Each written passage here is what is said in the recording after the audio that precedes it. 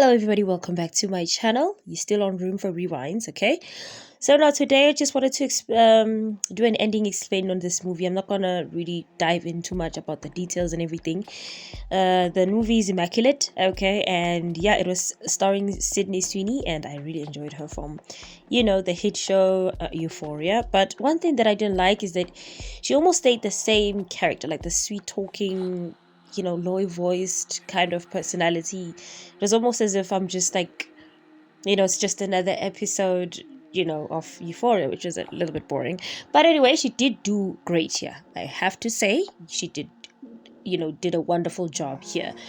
Okay, basically, she's just a nun who's coming in from America, coming in to Spain and coming to take her vows as a nun, and she embarks on this journey, thinking it's going to change her life and everything.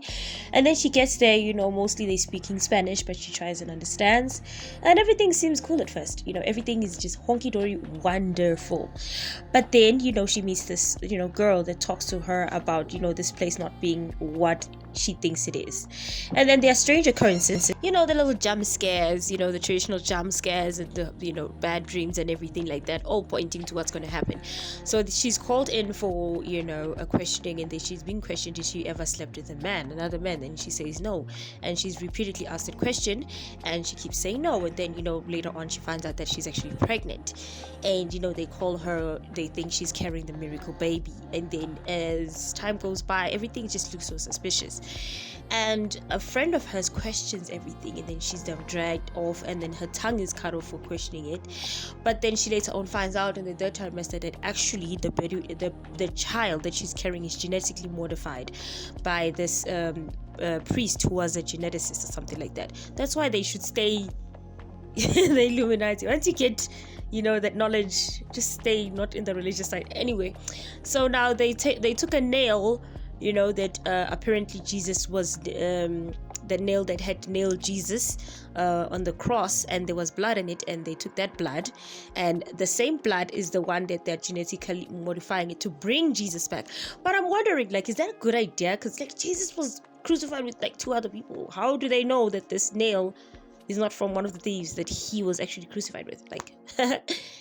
There's something to think about. Anyway, so as time goes by, a lot of things happen to her. She's actually burned with crosses on her feet, and she gets fed up, and then she escapes from the place, and at the end actually escapes the pastor, the geneticist pastor, and she goes outside and starts having the baby. She starts screaming. It is so realistic, guys. It's, oh my god, that was Sydney really killed that. Screaming. Now she's giving birth to this child, and we as the audience thinking, it can't be that bad. I mean, it's a baby, whatever the case is. But after she gives birth to the child, she has this really scary expression in her face, which is a clear indication that the baby doesn't look normal. And she actually bites off the umbilical cord, she just yanks it out with her teeth, and then she proceeds to go get a rock. And then after getting the rock, she actually smashes the baby, and that's how the movie ends. So yeah, an interesting thing is that we don't get to see what she sees, but with the look on her face, we know that actually the experiment actually went terribly wrong. I mean, judging by the way this thing breathes and how she looks at it and how scary and how it scares her, it's safe to say that this was actually the Antichrist. They were trying to bring back the Antichrist. Thank you for tuning into my channel. See you next time. Goodbye.